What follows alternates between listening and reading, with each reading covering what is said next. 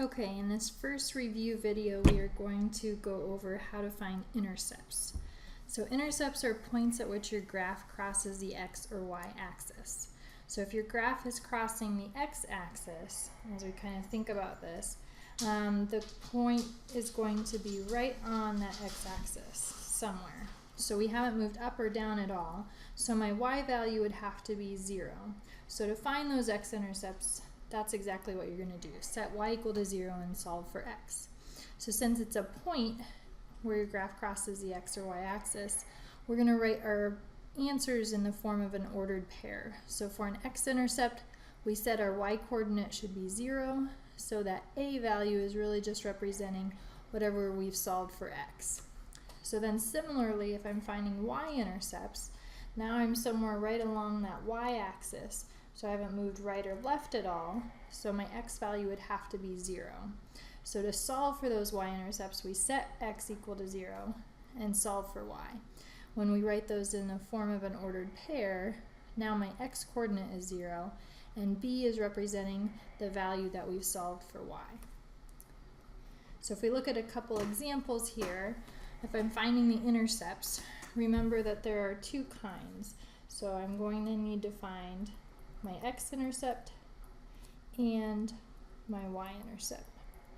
So for x-intercept, remember we said we were going to set y equal to 0. So in my equation where there was a y, I'm setting as 0 there. And then I'm going to use this to solve for my x value. So the first thing that we need to do is move our 6 to the other side. So it becomes negative over there.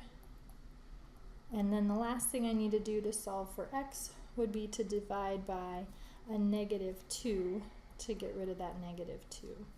So when we do that, we have x is equal to -6 over -2, which would give me a value of 3. So when we write our ordered pair, we would have 3, 0 for the point for our x-intercept. So then if we solve for our y-intercept, we're doing a very similar process. This time we're plugging in 0 for x in the equation and using this to solve for y. When we plug 0 in for x, we have -2 times 0, which would give me 0 plus 6. So my y value here would end up to be 6.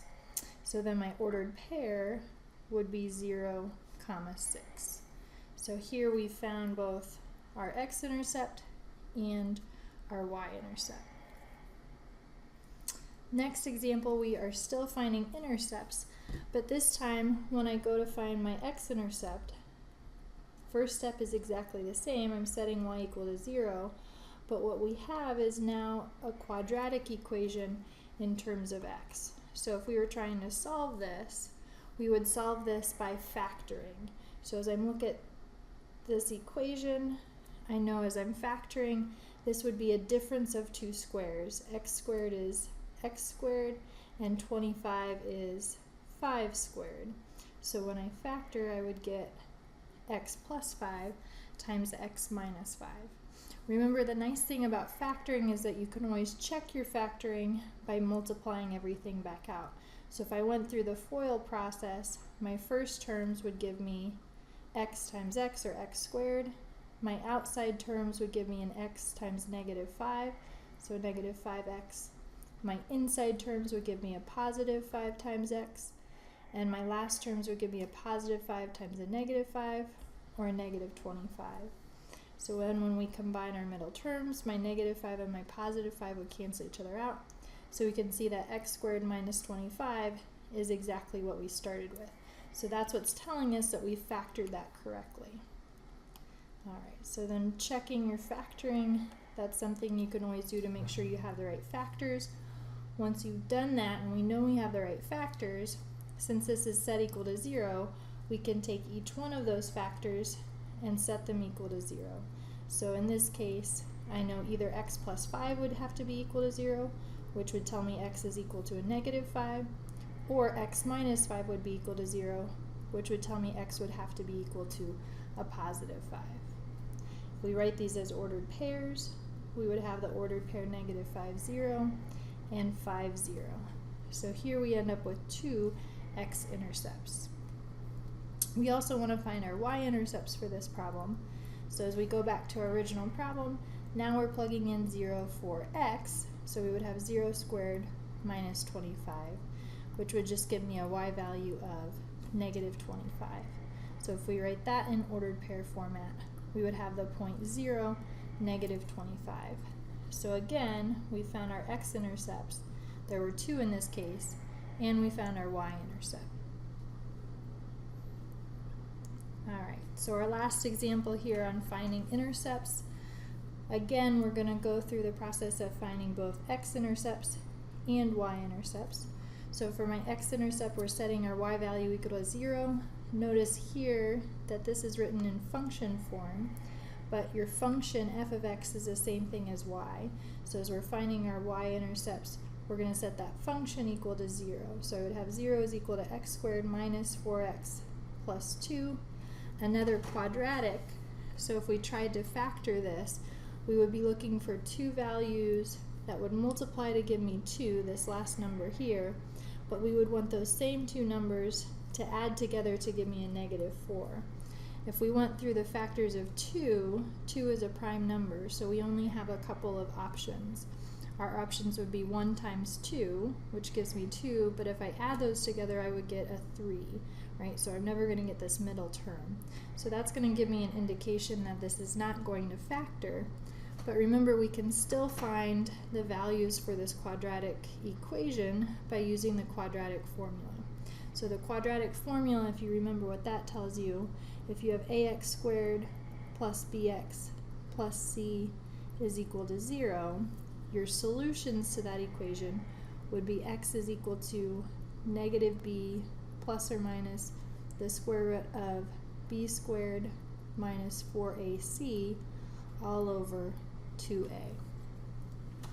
So if we apply that for this problem, my a value would be 1, b is equal to negative 4, and c is equal to 2, right?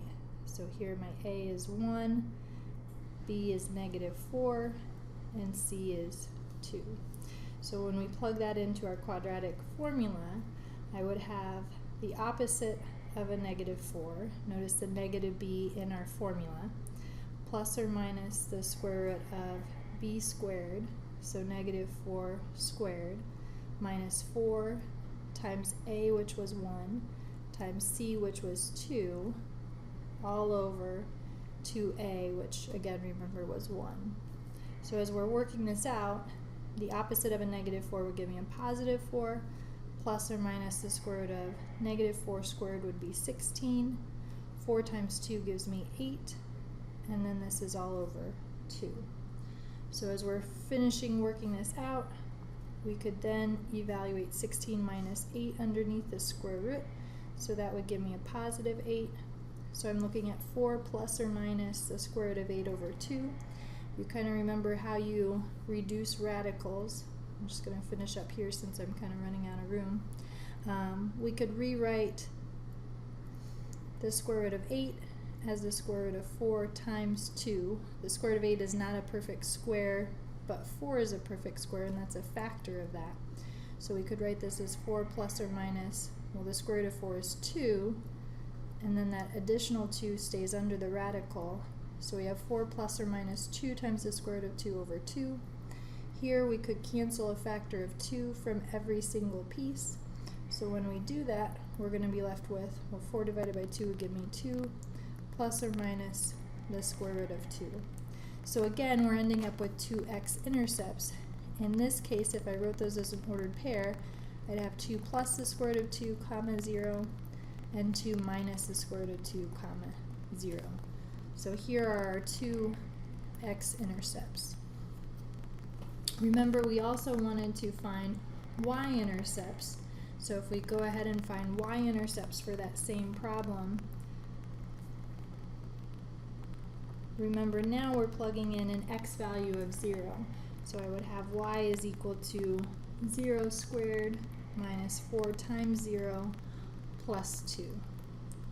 So that would give me a y value of 2. So writing that in an ordered pair form, I would have the point 0, 2 for my y-intercept.